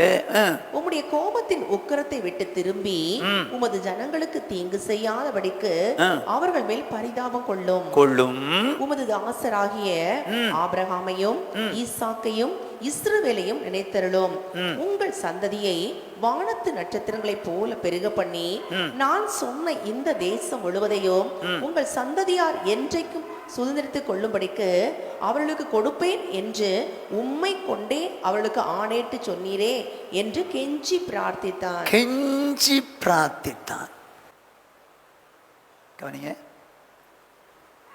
என் விண்ணப்பத்தில் என் சத்தத்தை கேட்டுங்க. என் ஜெபத்தில் நான் எப்படி சத்தமிட்டு கேட்கிறேன்னு கேட்டுங்க. கெஞ்சி பிரார்த்தித்தான். ஆண்டவரே, இப்படி அங்கிருந்து கொண்டு வந்தீங்களே, என்னப்பா நினைப்பாங்க? ஆபிரகாம் ஈசாக்கு யாக்கோபின் சந்ததிக்கு இப்படி கொடுப்பேன் நீங்களையா, அவங்களோட ஆணையிட்டு சொன்னீங்களே, அழிச்சாதீங்கப்பான்னு கெஞ்சி பிரார்த்தித்தான். நடக்கிறதா பாருங்க. அப்பொழுது கர்த்தர் தமது ஜனங்களுக்கு செய்ய நினைத்த தீங்கை செய்யாதபடிக்கு பரிதாபம் கொண்டார். மோசே கிட்ட தான் சொல்றார், மோசே, நான் உன்னை பெரிய ஜாதி ஆக்குறேன், நீ அவங்கள விட்டு போயிரு, நான் பார்த்துக்கிறேன் அவங்கள. அவன் சொல்றான், வேணாம் அப்படின்னு கெஞ்சி பிரார்த்தித்தான். நம்ம ஜெபத்துல நிறைய நேரம் அமைதியா உள்ள மனசுல ஜெபம் பண்ணுவோம். ஆனால் 7 வகையான ஜெபம் கெஞ்சி பிரார்த்தித்தான். ஆண்டவரே, எப்படியாவது செய்ய மாட்டீங்களா, ஜெபிக்கிறேன்பா, கெஞ்சின ஆண்டவரே அப்படின்னு சொல்லி கெஞ்சி பிரார்த்தியும் போது தேவன் கேட்கிறவராயிருக்கிறார். ஆகவே நீதிமான்களின் ஜெபத்தை கேட்கிறார். ஆனால் ஏன் கேட்கவில்லை என்பதை 5 காரியம் பார்த்தோம். எப்படி ஜெபம் பண்ணா கேட்பாரு அப்படின்னு சொல்லி 7 காரியம் பார்த்தோம். 1 என்ன? அக்கிரம சிந்தை இல்லாம ஆண்டவர்கிட்ட ஜெபம் பண்ணும், முதலாவது. 2வது, தேவ சித்தப்படி கேட்கிறவங்களா இருக்கணும். 3வது, விசுவாசத்தோடு கேட்கணும். 4வது, சோர்ந்து போகாமல் கேட்கணும். 5வது, கருத்தாய் கேட்கணும். 6வது, ஊக்கத்தோடு கேட்கணும். 7வது, கெஞ்சி கேட்கணும். அப்படி நீதிமான்கள் அப்படி ஜெபிக்கும் போது தேவன் கேட்கிறவராக இருக்கிறார். ஆகவே நாம் நீதிமான்களுடைய ஜெபத்தை கேட்கிற தேவன் நம்முடைய ஜெபத்தை கேட்கும்படி எப்படி ஜெபம் பண்ண சொல்கிறாரோ அப்படி ஜெபம் பண்ணுவதற்கு கர்த்தர் நமக்கு கிருபை தருவாராக. எல்லாரும் கண்களை மூடி தேவனை நோக்கி பார்ப்போம். சகோதரர் சாம்சன் ஜெபிப்பார். மகா பரிசுத்தமுள்ள அன்பின் ஆண்டவரை, கிருபையாய் கொண்டு ஆசீர்வதிக்கப்பட்ட இறைவேளைக்காய் நன்றி. இந்த இதயத்தோடு துதிக்க ராஜாமை சோத்திரிக்கிறோம், திருப்பாத்த முத்த செய்கிறோம். இதனால் ஆண்டவரை நாங்கள் மீண்டும் இந்த சமூகத்திலே கடந்து நம்முடைய வேதத்தை ஆண்டவரே ஆராய்ந்து பார்க்க முடியும் உதவி செய்த எல்லா கிருபைகளுக்காக நன்றி செலுத்துகிறோம். ஆண்டவரே உழைக்காரை கொண்டு நீர் எங்களோடு பேசி வருகிற உடைய ஜீவனுள்ள எல்லா வார்த்தைகளுக்காக நன்றி செலுத்தும். நீதிமான்கள் என்கிற தலைப்பின் கீழாக எங்களோடு பேசி கொண்டு வருகிறீரே, நமக்கு நன்றி செலுத்துகிறோம். இதனால் ஆண்டவரே நீதிமான்கள் ஜெபத்தை கேட்கிற தேவன் என்று சொல்லி நாங்கள் பார்க்கிறோமே. கர்த்தர் ஆண்டவரே நீதிமான் செய்யும் போது ஜெபம் கேட்கிற தேவன் ஆண்டவரே எவ்விதத்திலே நீங்கள் ஆண்டவரே ஜெபத்தை கேட்க மாட்டேன் என்று சொல்லி நீதிமானாக இருந்தாலும் ஆண்டவரே அவன் ஜெபம் கேட்கப்படாத காரணம் என்ன என்று சொல்லி எங்களோடு பேசினீரே, எமக்கு நன்றி செலுத்துகிற ஆண்டவரே மை துதிக்கிற ராஜா. ஆண்டவரே மை சோத்துரிக்கிறோம், மை துதிக்கிற வேதத்தை கேளாதபடி தன் செவி விளக்கினுடைய ஜெபம் கர்த்தருக்கு அருவருப்பானதுன்னு சொல்லப்பட்டிருக்கிறபடி ஆண்டவரே ஒரு நாளும் ஆண்டவரே நாங்கள் செபிக்க எங்களுடைய ஜெபங்கள் ஆண்டவரே நீங்கள் கேட்காதபடி ஆண்டவரே நாங்கள் ஒரு நாளும் உடைய வேதத்தை வசனம் வரும்போது அதை நாங்கள் கேட்கக்கூடாதபடி எங்கள் செவி விளக்காதபடி என் தேவனாக்கத்தை எங்களை பாதுகாத்துக் கொள்ளும்படியாக செபிக்கிறப்பா. அக்கிரம சிந்தையோடு பாவத்தோடு செபிக்கும் போது ஆண்டவரே தேவனாக்க தன் ஜெபத்தை ஆண்டவரே நீர் கேட்க மாட்டேன்னு சொல்லப்பட்டிருக்கிறதே. ஆண்டவரே சுய சித்தத்தின்படி ஆண்டவரை இச்சையை நிறைவேற்றும்படி ஆண்டவரை செபிக்கிற ஜெபங்களை கர்த்தர் கேட்க மாட்டேன் என்று சொல்லப்பட்டிருக்கிறதே. ஆண்டவரே மை சோத்திருக்கிறாங்க ஆண்டவரே அக்கிரமத்தோடு செபிக்கதான ஜெபங்களை என் தேவனாய் கர்த்தர் கேட்க மாட்டேன் என்று சொல்லப்பட்டிருக்கிறதே. ஆண்டவரே இந்த நாளில் எங்கள் அர்ப்பணிக்கிறோம். ஒரு நாளும் ஆண்டவரே நாங்கள் ஆண்டவரே சோத்திரம் நீதிமானாக நாங்கள் ஆண்டவரே அங்கள் சுய சித்தத்தின்படியோ எங்களுடைய விருப்பத்தை நிறைவேற்றுவோ நாங்கள் ஆண்டவரை ஒரு நாளும் செபிக்காதபடி ஆண்டவரை நீங்க எப்படி செபிக்க வேண்டும் என்று விரும்புகிறீர்களோ அப்படியே நாங்கள் செபித்து விட இந்த வேளை எங்கள் அர்ப்பணித்து செபிக்கிறோம். தகப்பனே நாங்கள் அக்கிரமத்தை வெறுத்து ஆண்டவரை நாங்கள் செபிக்க ஆண்டவரை சங்கீதக்காரன் தாவீது இப்படி சொல்ல என் தேவனாக்க அதன் ஜெபத்தை கேட்டார் என்று சொல்லப்பட்டிருக்கிறபடி ஆண்டவரை நாங்கள் அக்கிரம சிந்தை இல்லாதபடி அக்கிரமத்தோடு நாங்கள் செபிக்காதபடி ஆண்டவரை எங்கள் தேவனாக்கத்தை விரும்புகிற வண்ணமாய் நாங்கள் செபிக்க என் தேவனாக்கத்தை உதவி செய்ய முடியாது செபிக்கிறப்பா. தேவ சித்தத்தை அறிந்து புரிந்து செபிக்கத்தக்கதான கிருபை தரும்படியாய் இந்த வேளை எங்கள் அர்ப்பணிக்கிற ஆண்டவரே மை சோத்திரிக்கிற ராஜா, உம்மை துதிக்கிற ஆண்டவரே மகிமைப்படுத்து ராஜா, மை சோத்திரிக்கிறோம். தகப்பனே நன்றி ராஜா, மை சோத்திரிக்கிறோம். அப்படி ஆண்டவரே மை துதிக்கிற ராஜா மகிமைப்படுத்து ஊக்கத்தோடு செபிக்க கருத்தா செபிக்க ஆண்டவரே தேவனாக்கத்தை உதவி செய்ய முடியாது செபிக்கிற ஆண்டவரே உம்மை துதிக்கிற ஆண்டவரே மகிமைப்படுத்து ராஜா. ஆண்டவரே மற்றொரு செய்த ஆண்டவரே பாவங்களை குறைகளை மன்னிக்கத்தக்கதான கிருபை தரும்படியாய் இந்த தடவை அர்ப்பணித்து செபிக்கிறோம். ஆண்டவரே நன்றி ராஜா, மை சோத்திரிக்கிற ஆண்டவரே மை துதிக்கிறப்பா. என் தேவனாக்கத்தை ஜெபத்தை கேட்கிற தேவன் ஆண்டவரே ஒரு நாளும் ஆண்டவரே நம்முடைய சித்தத்துக்கு விரோதமாய் நாங்கள் எந்த காரியத்தையும் செபிக்காதபடி இந்த நிலையில் எங்கள் அர்ப்பணித்து செபிக்கிறோம். கேட்ட ஒவ்வொரு வசனத்தின்படியாய் கர்த்தர் எங்கள் நடத்தும்படியாய் செபிக்கிறப்பா. தகப்பனே நன்றி ராஜா, மகிமைப்படுத்துகிறோம், சோத்திருக்கிற ராஜா.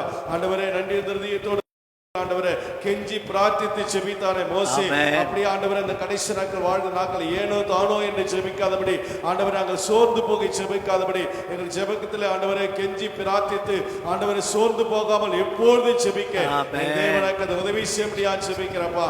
ஆண்டவர் அநேக சாட்சிகளை எங்களுக்கு முன்பாய் நிறுத்தினீரே. அப்படியே ஆண்டவரே நாங்கள் வாழ்கிற அந்த கடைசி நாட்களில் கேட்ட ஒவ்வொரு வசனப்படியா சாட்சியின்படியாய் நாங்கள் செபித்து விட எங்கள் தேவனாக்கு கிருபை தரும்படியாக செபிக்கிறப்பா. ஒரு ஜெப ஆவி கர்த்தரை கடைசி நாட்களிலே நிரப்புவீராக ஆண்டவரே மை சோத்திரிக்கிறப்பா. ஊக்கமாய் செபிக்கத்தக்க ஜெபாவியங்களை பற்றி பிடிக்கட்டும் ஆண்டவரே. கருத்தாய் செபிக்கத்தக்க ஜெபாவியங்களை பற்றி பிடிக்கட்டும் ஆண்டவரே.